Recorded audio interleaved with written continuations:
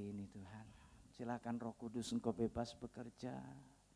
Engkau berbicara melalui hamba-Mu yang karena kasih karunia dilayakkan untuk berdiri, menyampaikan kebenaran firman-Mu Tuhan. Engkau mengurapi telinga hati kami untuk mendengar dan mengerti dan beri kami kemampuan untuk melakukannya Tuhan. Karena kami berdoa di dalam satu nama yang dahsyat, yang ajaib, yang memerintah di bumi dan di surga. Yesus Kristus Tuhan. Yang percaya sama-sama katakan, amin. Shalom, shalom, silakan duduk saudaraku. Senang sekali kembali bisa melayani di tempat ini. Wow, ya pujian yang indah sekali ya. Saya sangat menikmati sekali saudaraku ya. Ini praise and worship-nya keren banget ya. Ya harusnya tiap minggu begini saudaraku ya. Nggak ada online lagi harusnya Pak David ya. Ya ini indah begini loh ya, waduh. Ya ini waktunya sudah membangun roh saudara, keadaan di luar semakin gak jelas. Kita perlu setiap minggu betul-betul membangun roh yang kuat saudara. Mari kita baca firman Allah sama-sama, 2 Petrus 1 ayat 3 sampai ayat yang keempat. Ya, saya kasih judul firman Tuhannya adalah Stepping into the Promises. Ya, langkah-langkah menuju janji-janji Tuhan. Supaya saudara bisa meraih semua janji Tuhan di dalam hidup saudara. Surat Petrus yang kedua, pasal 1 ayat 3 sampai ayat yang keempat saya bacakan. Karena kuasa ilahinya telah menganugerahkan kepada kita segala sesuatu yang berguna untuk hidup yang saleh oleh pengenalan kita akan Dia. Yang telah memanggil kita oleh kuasanya yang mulia dan ajaib. Dan dengan jalan itu Ia telah menganugerahkan kepada kita janji-janji yang berharga dan yang sangat besar, supaya olehnya kamu boleh mengambil bagian dalam kodrat ilahi dan luput dari hawa nafsu duniawi yang membinasakan dunia. Amin. Jadi kita di sini melihat bahwa Ia telah menganugerahkan kepada kita janji-janji yang sangat besar dan berharga. Jadi saudaraku, untuk semua masalah hidup saudara, udah ada janjinya di sini. Amin. Udah ada jawabannya semua pergumulan segala, masalah ekonomi, masalah keluarga, masalah kesehatan, masalah apapun, masalah masa depan, semua sudah ada janjinya di sini, saudaraku. Sudah diberikan kepada saudara. Nah, bagian kita adalah, saudaraku, bagaimana mewujudkan janji itu terjadi dalam hidup kita. Jadi sudah diberikan. Makanya kata kunci di sini telah diurangi, yang telah menganugerahkan, already done, ya. Ya, has already given, katanya di dalam terjemahan Inggrisnya, udah dikasih buat saudara. Masalahnya banyak orang tidak mengerti karena tidak membaca, tidak merenungkan, tidak mempelajari, sehingga dia tidak tahu bahwa janji itu ada untuk saudara. Jadi Alkitab ini sebetulnya pola ilahi, saudara. Ya, kalau emak-emak zaman dulu, kalau bikin baju dipola lah, betul nggak? Ya garment sekarang juga kan bikin polanya dulu supaya nanti jadi ya dibikin dulu pakai kertas korannya, mamanya kalau sekarang bukan pakai kertas, dibikin dulu pakai, lalu digambar begitu. Nah udah ada polanya baru si kainnya itu dipasang di situ. Garment juga sama saudaraku ya, bikin polanya dulu di komputer dipasang, lalu kainnya dipotong sekali 100 misalnya, 100 tuh sekali setumpuk. Semua hasilnya akan similar, akan sama. Kenapa? Karena polanya sama. Nah, kalau kita ngikuti pola itu, maka apa yang terjadi pada hamba-hamba Tuhan di kisah Alkitab, terjadi juga dalam hidup saudara dan saya. Amin. Makanya itu namanya divine pattern. Pola ilahi. Patrun, cek mamanya. Patrun. Jadi ada patronnya, bagaimana mengalahkan musuh yang besar. Ada polanya, Daud lawan Goliat misalnya, Yosafat ketika dia menghadapi kepungan ketakutan yang luar biasa. Masalah ekonomi, ada kisah misalnya janda di Sunem. Ada begitu banyak, semua cerita ini bukan sekedar cerita, saudaraku. Tetapi adalah pola-pola ilahi yang saudara, makanya saudara harus baca. Saya sejak muda, sejak bertobat saya baca 5 perjanjian lama, 2 perjanjian baru. Ya makin tua dikurangin karena udah bulak-balik seberapa puluh kali ya. Akhirnya 2 perjanjian lama, 1 perjanjian baru. Sampai hari ini saya kerjakan. Sampai tadi malam saya kerjakan.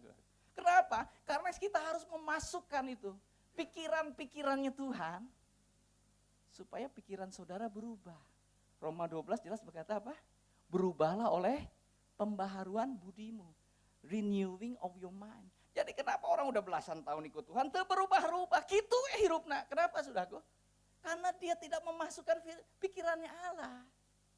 Jadi rohnya sudah diperbaharui, pikirannya begitu saja. Pikiran duniawi, konsep-konsep dunia, saudaraku, itu tetap menguasai pikirannya. Kata renewal itu akar katanya sama dengan renovate, renovasi. Ya, kita mau ngarenov imah kan dipijen ulila, betul nggak saudaraku ya? Dibuang, diganti sama yang baru. Kalau saudara nggak ganti, ya tetap aja begitu. Kalau sudah nggak ada bahannya, Roh Kudus itu bekerja melalui firman. Orang wah tiap ada pengurapan, tumpang tangan sudah ke. Tetap itu roba-roba hirupna. Ya terbangun dalam dosa anggar. Ya kenapa? Nggak ada bahan bakunya. Roh Kudus itu bekerja dengan firman Allah. Saudara, firman itu akan ketika sudah masukin, mungkin sudah nggak ngerti. Kadang-kadang kita bacain naon itunya, apalagi udah masuk imamat bilangannya sudah ya, masukin aja sudah.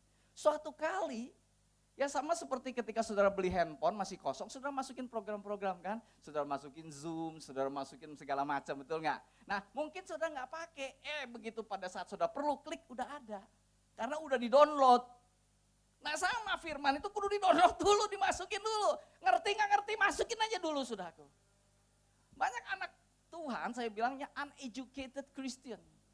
Orang Kristen yang tidak terlatih di dalam firman. Sehingga gampang, saya kembali ke teaching. Ya, kita kelompok-kelompok kecil pemuridan.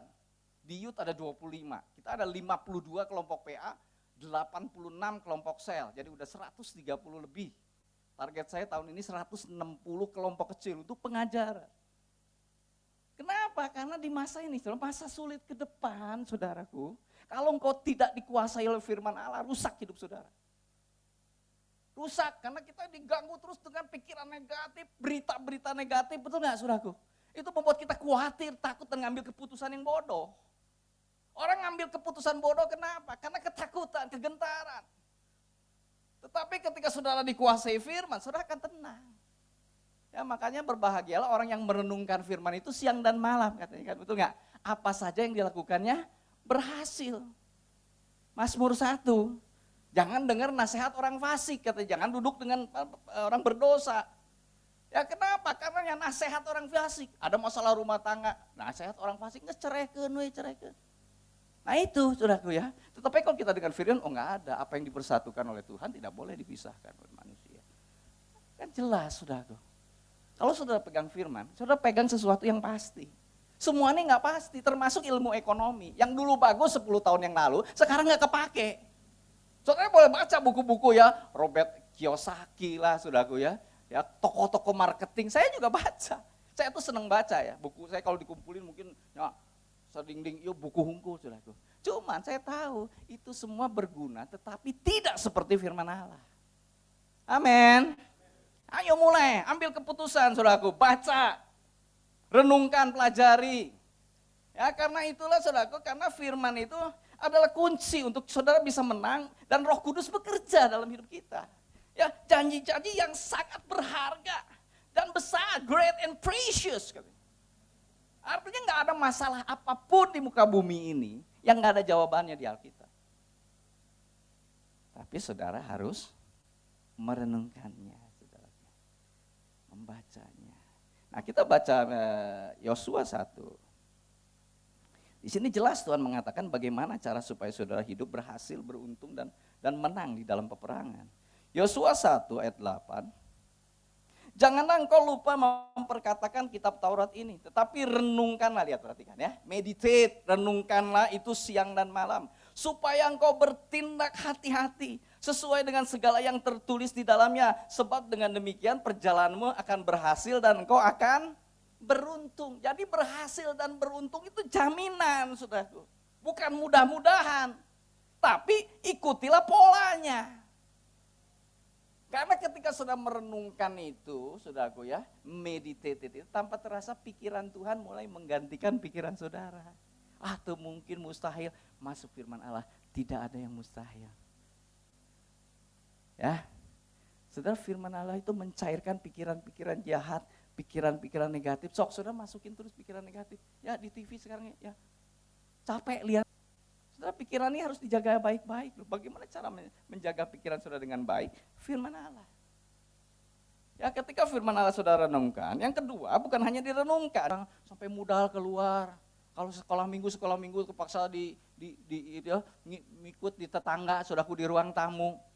Nah tapi saya seneng si ini, namanya Petrus ini, imannya gede banget. Jadi saya suka nih orang-orang seperti ini yang dibilang, saya percaya bahwa Tuhan menyediakan yang lebih baik daripada ini. Jadi dia ucapkan itu, dia bilang, wah satu kali kita akan punya tempat yang lebih bagus, lebih gede dari ini. Sederhana aja saudaraku, satu kali Tuhan kirim pengusaha Semarang, yang pengusaha sarang burung, karena Pangkalan Bun itu bisnis terbesarnya sarang burung saudara.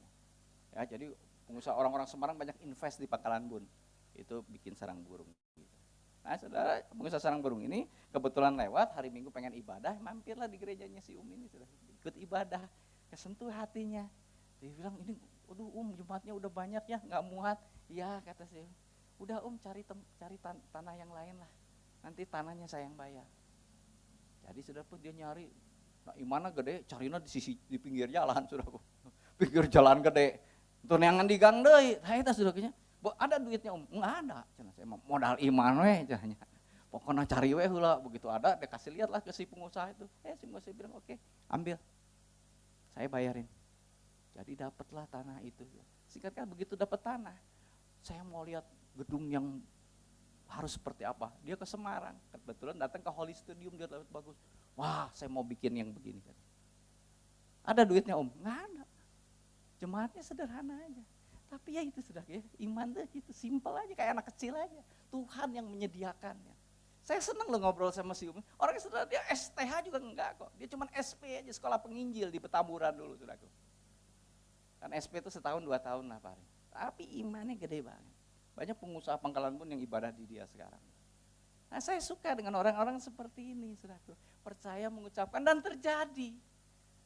Ketika kata gelungunan itu selesai, saudaraku, dan ya Tuhan menambahkan jemaatnya. Itu satu ibadah, sekali ibadah tuh bisa muat 1.500 sampai 2.000 orang. Gede banget, saya bilang wow. Ya Tuhan berkarya dengan orang yang mempercayai janjinya. Amin. Bukan melihat keadaan kita. Kalau lihat keadaan kata si saya juga nggak tahu gimana caranya. Tapi Tuhan kirim tuh satu persatu pengusaha satu-satu datang saudaraku untuk bantu sampai itu selesai.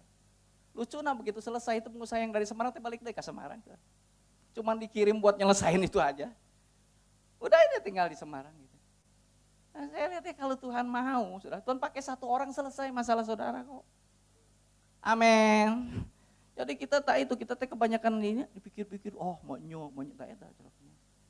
Ya maunya piraku tehnya, maunya piraku, oh itu mungkin. Nah, itu makanya hidup Anda selalu tidak mungkin dan maunya piraku, saudaraku. Ya Anda tidak mengalami janji Tuhan. Jelas itu janjinya jelas kok, makanya tadi diucapkan. Ya dengan hati orang percaya dibenarkan, dengan mulut orang mengaku diselamatkan. Sama, polanya sama Tuhan berkata, maka dikatakan Roh Kudus melayang-layang dalam terjemahan Indonesianya. Terjemahan Inggrisnya hovering. Terjemahan lebih dalamnya lagi saya lihat di Amplified, itu ada incubating. Saudara tahu incubating itu mengerami. Incubate ya. Jadi saudaraku ketika saudara berdoa dan mengucapkan kata-kata, saudara sedang mengerami siga endog, diraminya saudarakunya, pantai langsung netes sebenarnya. Dirami, jadi hayam, bener gak? Kan anehnya, cok saudara pertanyaan, putih jeung koneng kunon jadi aya buluannya. Ya gak? Sebenarnya alam aja kan luar biasa loh ya. Ini gambaran. Nah, jadi ketika saudara mengucap syukur, apalagi ucapan syukur itu keren banget sebetulnya. Anda sedang mengatakan, Tuhan aku percaya loh. Tuhan baik, Tuhan luar biasa. Nah Anda sedang mencipta di alam roh, sehingga nanti terwujud di alam nyata, begitu. Sesimpel itu sebenarnya. Jadi nggak usah pikirin soal kemampuan kita, tetapi ya kemampuan Allah yang Tuhan berikan kepada saudara melalui karyanya di kayu salib. Jadi kematian Tuhan dan kebangkitannya itu saudaraku, itu makanya anugerah tadi, kasih karunia yang mulia dan besar. Unconditional love, unmerited favor, kebaikan yang berlimpah dikasihin kepada saudara. Tapi saudara kagak ngerti. Hidup gitu-gitu aja karena ya itu tadi, malas baca Alkitab. Ningali eta yang Koreaan bisa sampai kali 5 jamnya. nu serian nya. Waduh, sampai ke panon belekannya. Wah. Tapi firman mana? Nah itu buat roh saudara yang menentukan hidupmu, masa depanmu malas. Saya kalau nggak bisa tidur satu, ya setel YouTube apa Derek Prince misalnya, pengkhotbah zaman dulu yang bagus banget teachingnya. Ya isi dengan itu loh, yang bagus gitu lah. Ya, yang ngisinya, lihatlah perang Israel pusing sudah. Terus saudara jauh kene lah tadinya mah jauh kenenya. Ya, saudara nggak bisa apa-apa gitu kan. Ya, akhirnya bikin kita pusing gitu. Ya, nah isilah dengan firman, isilah dengan janji Tuhan. Dan yang terakhir tadi kita baca lagi sedikit. Nah, Yosua 1 tadi ayat 8, jangan engkau lupa memperkatakan kitab Taurat itu, tetapi renungkanlah itu siang dan malam, supaya engkau bertindak hati-hati sesuai dengan segala yang tertulis di dalamnya. Sebab dengan demikian perjalananmu akan berhasil dan engkau akan beruntung. Nah kata kuncinya di sini apa? Supaya engkau bertindak. Do. Tadi kan think, ya think God word, speak God word, act or do God word. Jadi saudaraku pikirin, ucapkan, lalu melangkahlah, bertindaklah sesuai dengan janji Tuhan. Tapi hati-hati, makanya hati-hati jangan menyimpang ke kiri ke kanan. Nah anak Tuhan teh banyak yang, nah salahnya di sini. Oh wah Tuhan menyertai, tapi saudara mutusin kumaha saudara aja gitu kan. Kadang-kadang diterobos, nggak benar juga dijalanin. Nah itu makanya tidak ada penyertaan Tuhan. Makanya Anda tidak berhasil, nggak selalu berhasil. Padahal janjinya kan di sini berhasil dan beruntung. Ya, prospers and success. Itu janji loh. Ya ini nggak harus bertindak, melangkah. Ada tindakan iman saudaraku. Tindakan imannya hati-hati, ikut pimpinan Tuhan. Tadi makanya berubahlah oleh pembaharuan budimu sehingga engkau bisa membedakan yang baik, yang berkenan dan yang sempurna. Nah banyak yang baik, oke baik, caputolah, ya. Istilah cek mah lumayan, tapi bukan itu maunya Tuhan sebenarnya. Kalau engkau mengejar hadirat Tuhan, Tuhan mau yang sempurna. Apa yang dalam hatinya Tuhan? Bisnis gak sama, Tuhan aku mau yang jadi berkat buat banyak orang Tuhan. Wah, eta invest eta ngiluan, invest itu ngiluan, di Ciabatur ngambek sama Tuhan. 3 bulan terdatang persekutuan kepada Raja Wali. Kudu dibesuk heula. Nah itu. Saya capek bolak-balik ya. Udah cuan 10 M di Ciabatur 15 M-nya. Kenapa? Anda tidak hati-hati. Tidak ikut pimpinan roh. Saudara harus ikuti langkah-langkahnya. Makanya bertindaklah hati-hati. Bagus banget kan? Dengan demikian perjalananmu akan berhasil dan engkau akan beruntung. Bertindak hati-hati sesuai dengan segala yang tertulis di dalamnya. Kalau sudah lakukan ini, jamin ke depan sudah akan lihat keberhasilan di tengah, bahkan di tengah masa sulit sudah.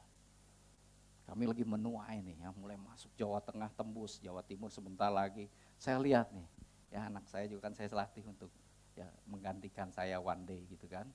Dilatih, dia ngelatih, wow saya bilang, ya kita lihat ya, saya bilang saya coba satu anak saya Timothy, kamu harus cinta Tuhan, takut akan Tuhan. Melangkah dalam pimpinan, nah itu yang saudara harus ajarin sama anak, bukan beginya, lihatnya kang tahu, tidak. Kamu harus belajar, saya bilang ikut pimpinan roh. Ya ikut.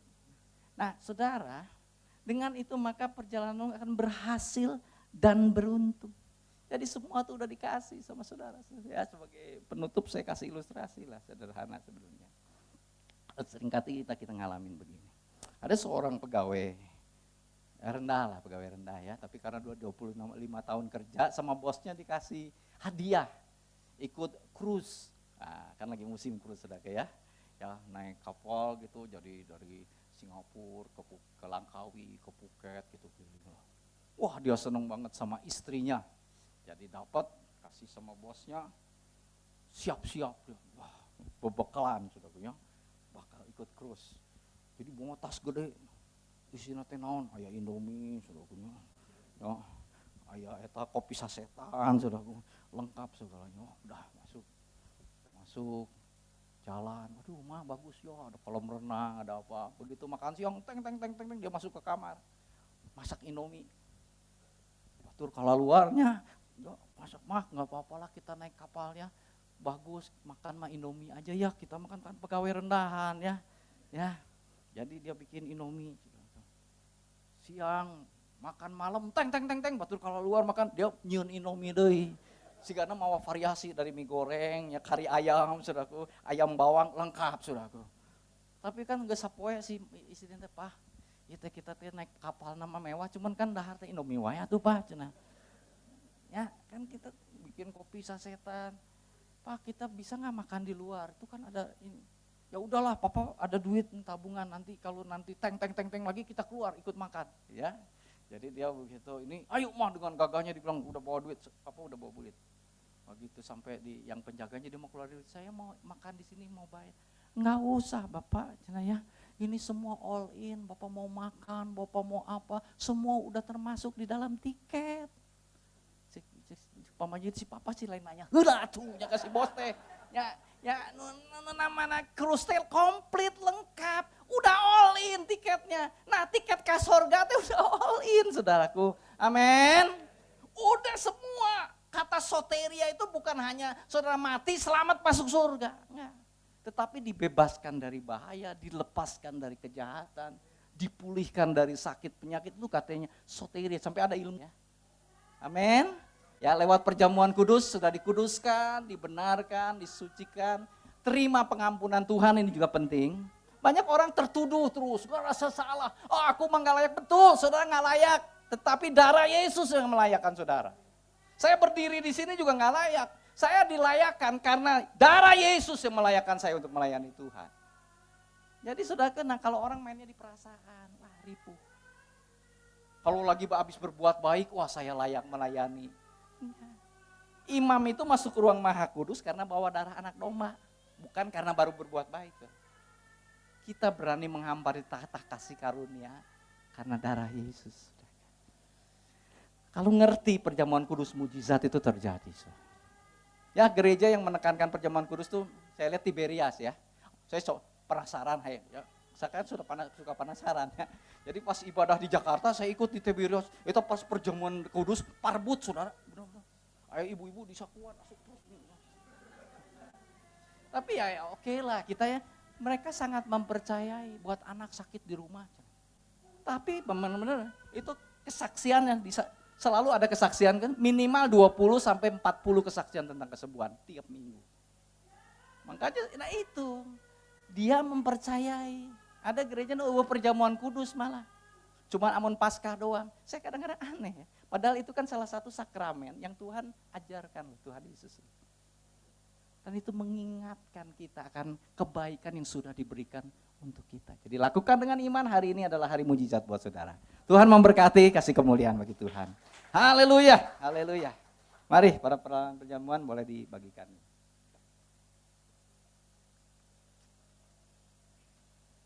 Silakan. Basuh aku di dalam darah-Mu anak domba. Lebih dari segalanya.